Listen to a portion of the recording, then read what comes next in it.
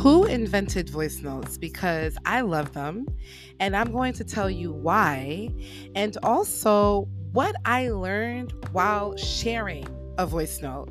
Welcome to the Save the Good Girl podcast, everybody. I am your host, Erica E. And for those who do not know me, that is okay. Welcome to your first luxury listening experience. I do want to get to know you, and I want to add that I have visuals in addition to the audio.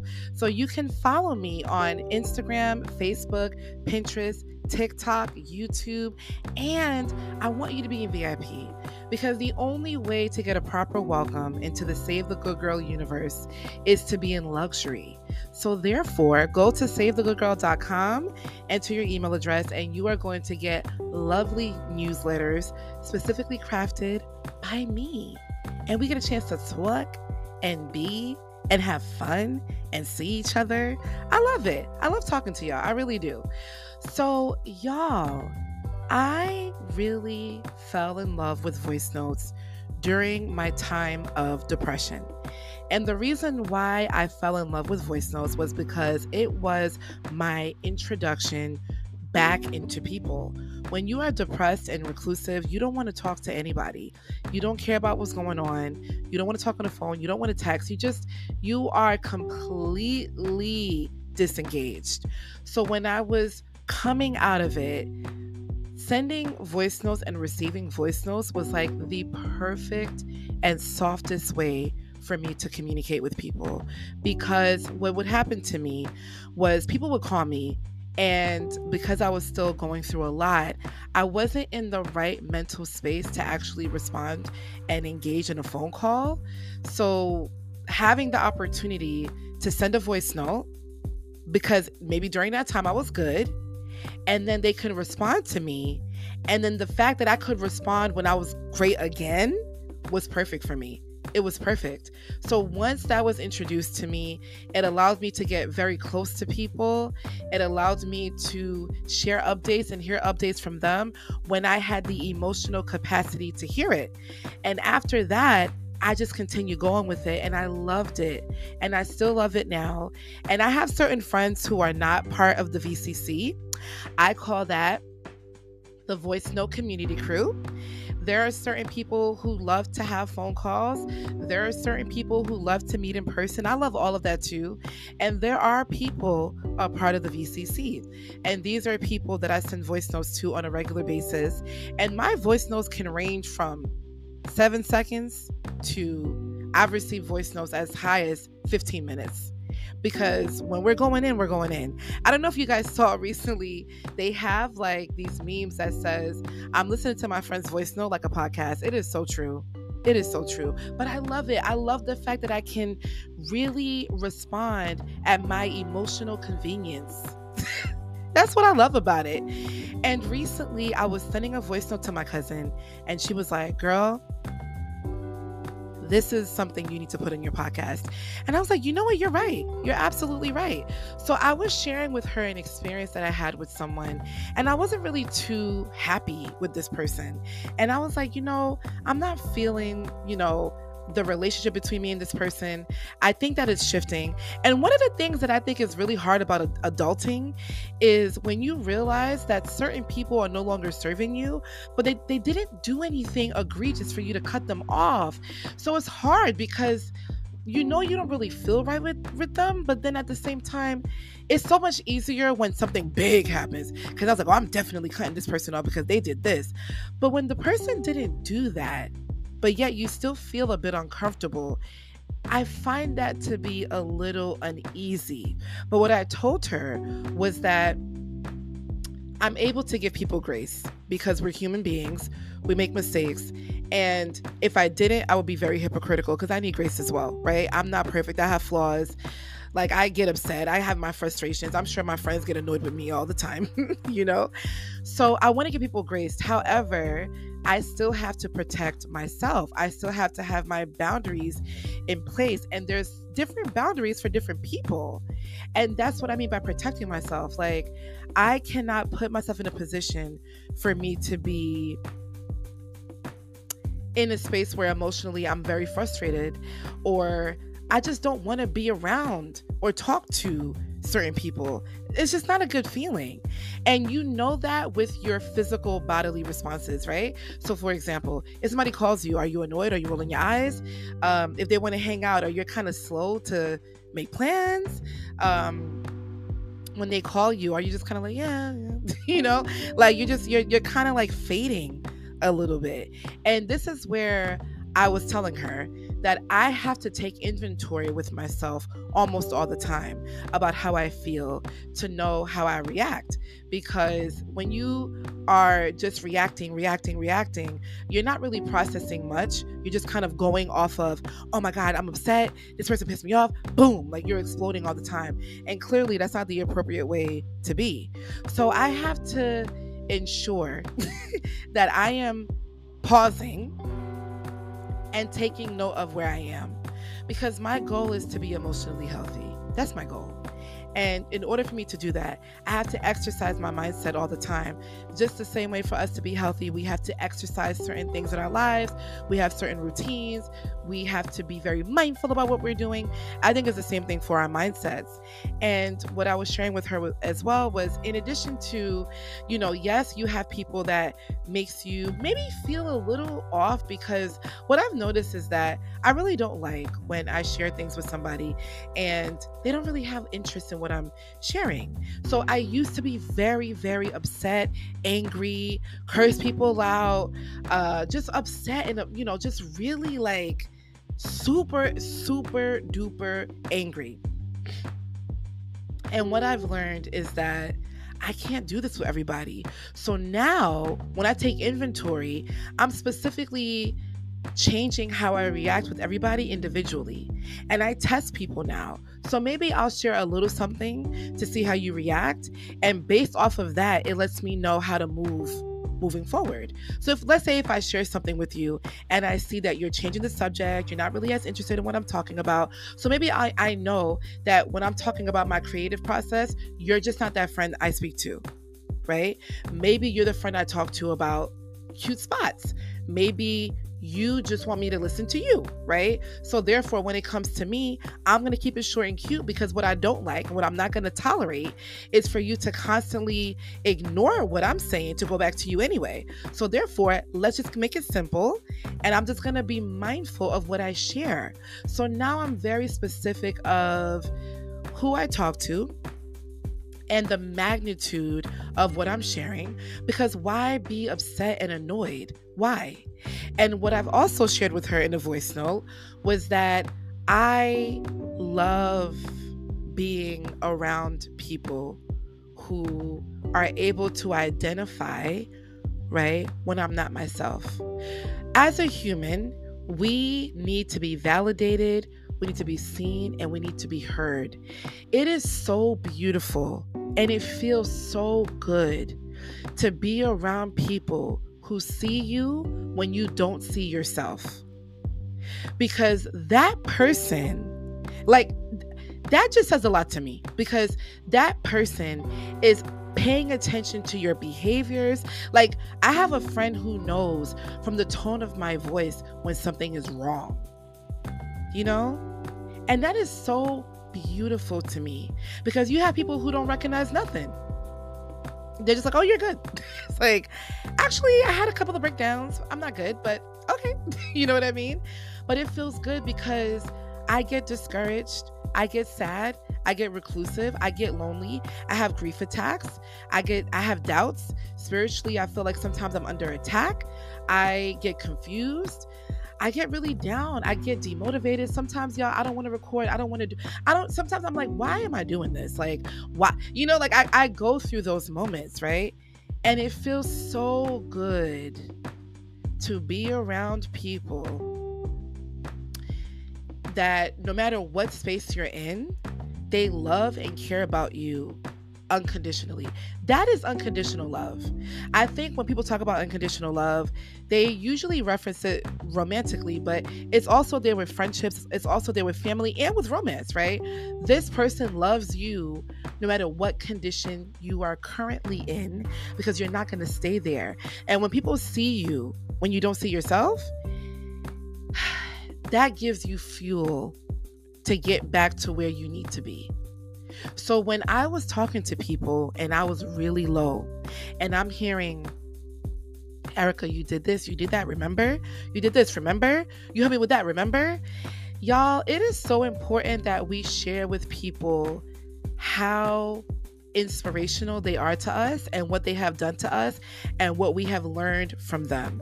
It is so important that we do that because I never lose an opportunity to share with someone like what they've done for me or how they have inspired me. I don't forget that, because I don't take credit for me. Does that make sense to y'all? I don't take credit for me. There's so many factors that has created the empire of Erica. I didn't do this by myself. I did not. There have been friends that have poured into me. I'm talking about prayed for me, poured into me, called me, intentional about me, making plans to see me, and I do exactly the same for them. And I never seize the opportunity to let them know how much I value them and how much I love them and also how much I see them as well. Like I told one of my friends, I'm like, when I was down and I was depressed, I remember you heard me, you knew I sounded bad, you ran to my house, I was on the floor crying, and you were there for me with no expectation. You were just like, I just want to be there for you. And that is so important to me. So it feels really good to have people in your life that loves you where you are. It feels really good.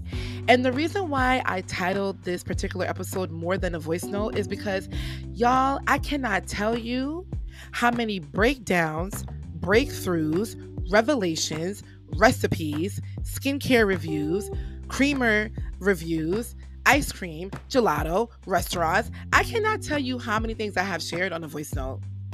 I have cried on voice notes. I have really went in on voice notes because sometimes I'm having thoughts at like 1 o'clock in the morning. So if I know this person is sleeping, I love the fact that I can still go in.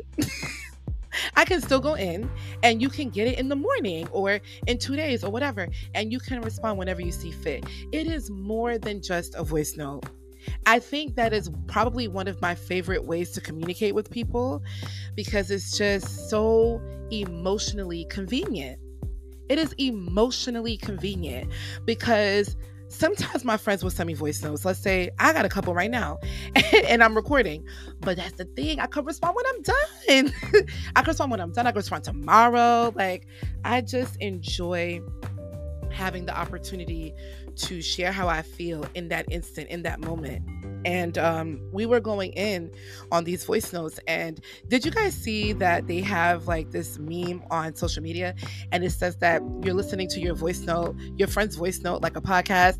Y'all, if that's not the truth, my voice notes range from 6 seconds to like 15 minutes, real talk. And I don't mind it. I don't mind.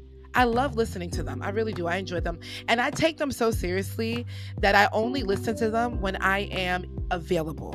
I'm not really like watching TV or doing too much. I want to make sure I'm focused because a lot of things are shared on these voice notes. There's a lot of vulnerability on them. So I want to make sure that I am available to listen and properly respond. Not like doing too much where I'm just like missing things. Sometimes if I feel like I missed something, I do take the time to re-listen just to make sure I'm capturing everything this person has shared with me, because the same way I wouldn't like if somebody did it to me, I wouldn't want them to do it to me, and I don't want to do it to them as well. So it's very important that I share that in that way. You know what I mean? Like with the voice notes and talking about how I feel. So as I'm sharing this voice note with her, I'm discussing how it just feels good, right? To have people in your corner that loves you unconditionally, that really cares about what you're doing, that really cares about where you are, that really cares about your growth and your projects that you're working on and what's important to you now, because we are growing. What's important to me now probably was not important to me 5 days ago, 5 years ago, 5 minutes ago. Like, that's how quickly growth happens. That's how quickly revelations occur. And it's just nice to have people who are on that same wavelength as you. And what I'm learning, as we're taking inventory of people in our lives, we really have to be specific about what information are we sharing with certain individuals. Maybe you don't care about what I'm doing about the podcast.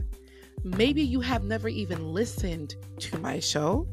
Maybe you don't really care about my lifestyle page, Exquisitely Erica. If you guys have not seen it, please check it out and follow. It's so fun. Maybe you don't care about that. I had a friend recently who asked me about the lifestyle page, and she really wanted to know about why did I call it Exquisitely Erica? How do you feel when you post? What is your creative process? I feel like I was being interviewed, and at first, I'm not gonna lie, I wasn't really responding to her as fully, because I'm like, I don't want to go in and she don't really care, but she was really persistent, and because of that, that's when I was like, my guard was down a bit, and I was able to really let go and be free and talk to her about what I'm doing and what I'm working on, So we have to be very specific, and I think testing people helps. So let's say if somebody says something, or you share something with somebody, see how they react first before you get too vulnerable and you're like, wow, I shared all of that and this person just said okay. Like, test it out a little bit. That's what I'm doing, and then that will let you know whether you should go in or not. That's what I've been doing. Another thing that I shared in the voice note that I thought that was very powerful, and she also agreed that was very powerful, was I said to her, I'm only, what did I say? I'm only going to be able to know where I should be when I know where I am within myself. I know my comfort levels based on how I feel inside within myself. I know where I should be when I know where I am within where I am first. And I've realized when we don't know where we are internally, we externally are chaotic. We are in spaces where we should not be. We're talking to people we shouldn't talk to. We're in toxic relationships, whether it's a friendship, family, a spouse. We're just not in a healthy place. We don't feel good around people, but yet we're still around them. And it's like, why? You know why? Because you don't know where you are internally. Where are you? So right now within myself, I'm in a place where I want to be emotionally healthy. I want to be in places where energetically I feel great. I want to be excited when I'm around people. I want to be around people who care about what I'm doing just as much as I care about what they're doing. This is not a selfish, situation here. It has to be equal. So when I shared that with her, she was like, girl, you got to put that in a show. I'm like, you're right. Because I'm only going to be able to know where I should be when I know where I am within myself. I'm like, you know what? When I say it back, it's so true. And that has been my focus. Where am I? That lets me know where I'm going to be and where I want to be.